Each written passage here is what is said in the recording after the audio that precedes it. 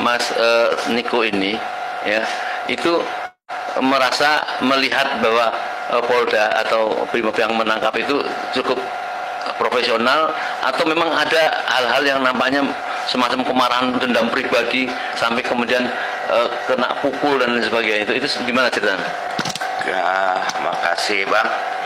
Kalau aku sih melihat tindakan represif mereka saat ini itu sepertinya harapan kita bagaimana Polri yang humanis itu jauh dengan kondisi yang hari ini. Karena gini, ketika mereka seharusnya mengamankan dan melindungi serta mengayomi, itu kan dalam peribarata, tapi itu tidak terjadi.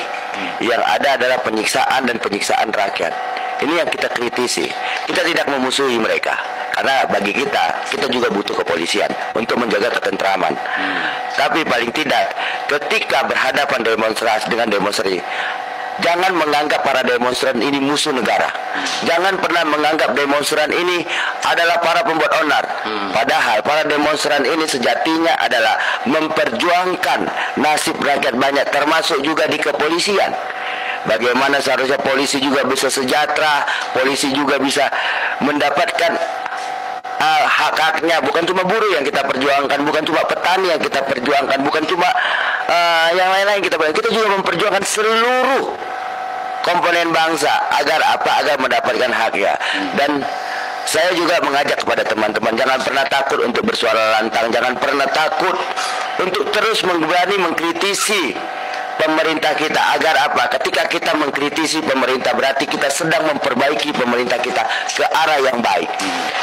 Namun jika itu tidak bisa kita lakukan, maka jangan salahkan nanti ke depannya. Ketika rakyat apatis, ketika rakyat tidak lagi peduli kepada pemerintahnya, maka yang terjadi adalah pemboikotan. Rakyat akan memboikot, meminimalisir cara membayar pajaknya. Rakyat juga akan ya munculnya masa bodoh. Dan ketika masa bodoh inilah yang akan bahaya bagi negeri kita. Terjadilah perpecahan anak bangsa. Kalau sudah masa bodoh seperti ini gitu loh. Jadi marilah kita sama-sama terus bersuara, jangan pernah takut. Apa yang saya alami dan bersama saudara-saudara yang lain, rekan-rekan yang lain, itu hanyalah bunga-bunga dari perjuangan. Karena sejatinya tidak ada ya perjuangan yang sia-sia. Dulu dahulu kita mendirikan negara ini dengan darah dan nyawa. Tapi hari ini kita menjaga negara ini, maka kita harus siap juga berkorban darah dan nyawa. Kalau cuma untuk dipukuli oleh aparat seperti yang ku alami tanggal 19 lalu, itu bukan membuatku takut, itu tidak akan pernah menyurutkan langkahku. Karena selama nafasku masih ada, maka selama itu juga akan kugunakan untuk terus berjuang dan memperjuangkan hak-hak rakyat di negeri ini. Karena bagiku memperjuangkan hak-hak rakyat, memperjuangkan suara-suara kaum tertindas adalah bagaimana aku mempraktekkan ajaran kitab suci yang kuyakini. Dan kuharap kepada seluruh bangsa Indonesia yang memiliki kitab sucimu, maka praktekkanlah kitab sucimu secara konsisten dan konsekuen. Bukan sebatas jargon-jargon kosong, bukan sebatas hafalan tapi nol. Karena apa?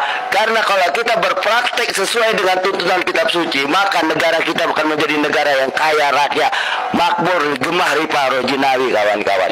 Mungkin dari aku itu, Bang. Baik, saudara.